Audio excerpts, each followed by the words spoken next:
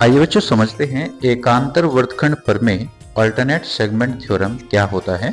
देखिए प्यारे बच्चों, जब हमारे पास कोई सर्कल दिया हुआ होता है, वृत्त दिया हुआ होता है और उसमें एक स्पर्श रेखा होती है टेंजेंट।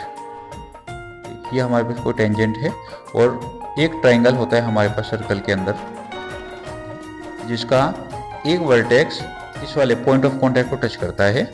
तो ये मेरे पास अगर ये कोई ट्रायंगल है ABC और ये D है, तो ये वाला एंगल जो होता है, जितने डिग्री का ये एंगल होता है उतने डिग्री का ये वाला एंगल होगा। जैसे अगर ये x डिग्री का एंगल है तो ये भी x होगा, और अगर ये y एंगल है तो ये एंगल भी y होगा। इसको ही हम बोलते हैं एकांतर वर्तखंड प्रमेय अल्टरनेट सेगमेंट थ्योरम। अगर ये वाला एंगल, मतलब ये वाला एंगल इसके इक्वल होता है और ये वाला एंगल इसके इक्वल होता है एकांतर वर्तखंड प्रमेय के अकॉर्डिंग। ठीक है बच्चों, देखिए जैसे कि हमारे पास कोई क्वेश्चन है, इसी का बेस क्वेश्चन आ जाता है बोर्ड एग्जाम में। देखिए बच्चों,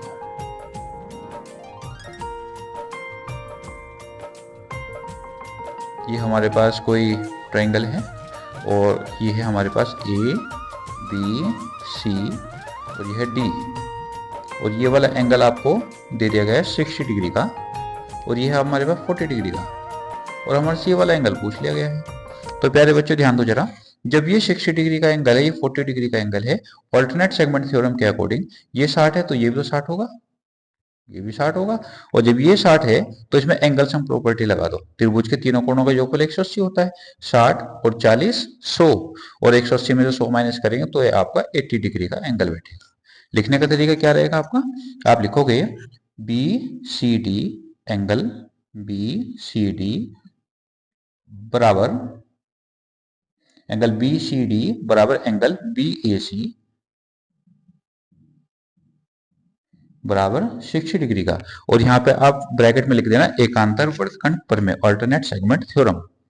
ठीक है बच्चों, एकांतर वर्तखंड प्रमेय। ठीक है बच्चों, ये 60 है, ये 40 है। अब ये वाला एंगल निकालने के लिए आप दोनों को जोड़ के 180 में से माइनस कर दो। Triangle angle A C B is equal to, दोनों को ऐड करो, 60 प्लस 40 और 180 में से माइनस कर दो, तो 180 माइनस 100, तो ये आपका 80 डिग्री का एंगल बैठ जाएगा। ऐसे आपको सोल्व करना है प्यारे बच्चों। ठीक है, एकांतर वर्तखंड प्रमेय ये प्रमेय होती है।